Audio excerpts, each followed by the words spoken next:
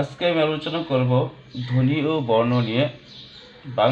বাংলা বর্ণমালায় মোট বর্ণমালা আছে 50টি।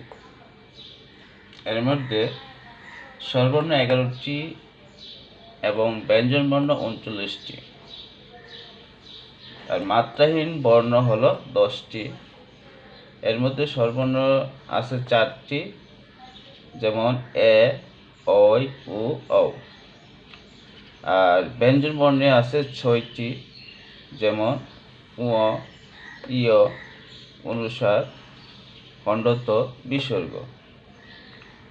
অর্ধমাত্রা বর্ণ 8টি, এর মধ্যে স্বরবর্ণের মধ্যে 1টি, আর ব্যঞ্জন বর্ণের মধ্যে 7টি, যথা খ, গ, মূর্ধন্য, থ, দ, প, তালব্য শ। পূর্ণমাত্রা বর্ণ 32টি, এর মধ্যে স্বরবর্ণ 6টি, ব্যঞ্জন বর্ণে 26টি।